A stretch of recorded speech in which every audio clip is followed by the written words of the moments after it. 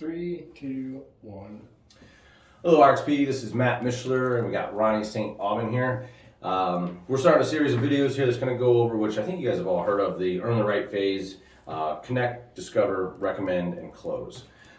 Today we're going to mainly be talking about the connection phase. But first off, as you guys know, I'm Matt Mishler. I'm the district manager in the Minnesota market. And then we got Ronnie St. Aubin here. And I'll let him go ahead and introduce himself and tell you guys a little bit about himself as well. Hey guys, Ronnie here. I've been selling Verizon for 6+ years. Love every single day of it.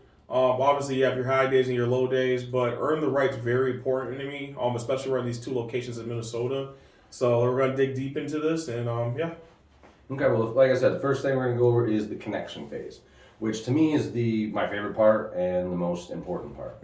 Because through the connection phase, you go through your greeting, you're talking to your customers, and they get a first impression of you. And I always told Ronnie when he was down in Florida with me that it's 7 seconds to make a first impression, and I was wrong. It's actually 5. Yeah, it's actually 5 seconds. Harvard did a study in 2013 and actually showed that it is 5 seconds that people make a first impression on it. So the pressure's really on for you to make a good first impression. What are some of the ways that you think you make a good first impression when you're greeting customers? Honestly, man, we talk about this all the time. I think the greeting is the first part of that impression.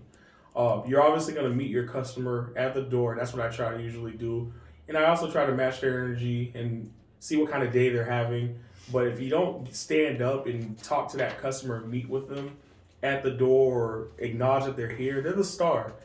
That may dictate your whole sale. It may not get you every sale, but that will start off the sale. Because like you said, the first 5 seconds. Okay, well, three big things that I picked up on there was matching their energy. So in order to match their energy, you're paying attention as they're walking in the door. You're kind of, are these people looking down? Are they looking up? Are they walking with confidence? What kind of energy are they bringing? How are you going to match that? Yeah. Because if someone's walking in and they're kind of down and they're like not confident about themselves, and you meet them at the door, hey, how you doing? And you got too much energy, you're not going to make a very, very good first impression. So you got to kind of match the energy and kind of take control of the situation as much as you can as well.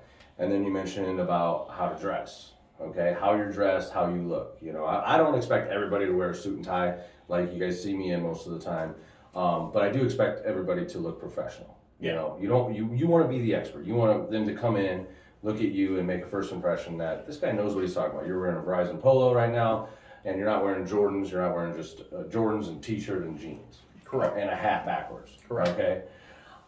And then the other thing that you mentioned was the standing up for the greeting. Yes. Okay.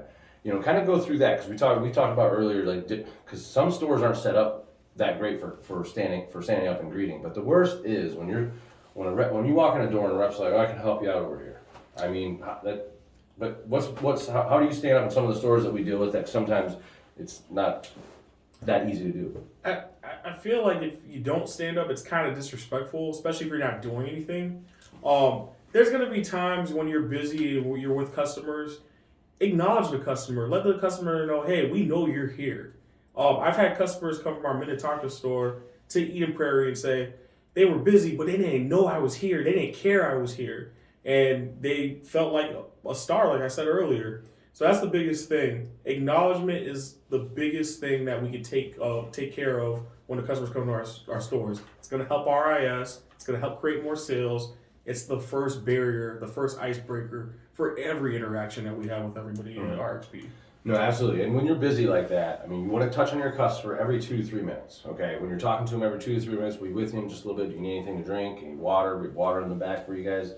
And sometimes you're just going to multitask. Yes. If you have an opportunity to pull up their account with the person you're dealing with, you're transferring their contacts. You let your customer know, hey, I'm transferring contacts. It's going to take a while. I'm going to go ahead and see if I can help these customers, and then you transition over there. No. But you're using some common sense to make sure the customer's being taken care of. Of course. Because we're all usually in a hurry. We don't want to sit at a cell phone store waiting 30 minutes just to get their attention. Yeah. Another thing we didn't quite bring up earlier in the greeting too is coming up with some common ground. You know, there's times where you meet someone and they might be wearing a Vikings jersey or Vikings hat, or, you know, even speaking about how we dress. A lot of times I just want to wear a Barry Sanders jersey every day. Can't do that in Minneapolis. Can't do it in Minneapolis. So I would immediately create a bad impression if I was wearing a Barry Sanders jersey. Okay? But yeah, it's coming on that common ground, watching what they're wearing, what they drove up in, and just looking for those things that you can nonchalantly bring in. You don't want to be obvious about it. Oh, I like your shoes, you know. Yeah. But it has to flow naturally when you're talking to them and not be too aggressive with it. But you want to look for that. Yeah. Okay. And even if you're not clicking with that person, I'll try to be as humble as possible. But, you know, I have a guy named Alec in my store. And sometimes if someone's very techie, I might bring Alec in to help me with it because I know I'm not techie at all.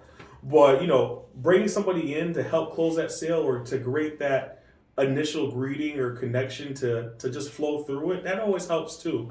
Don't get too cocky. We're all team selling and helping each other out.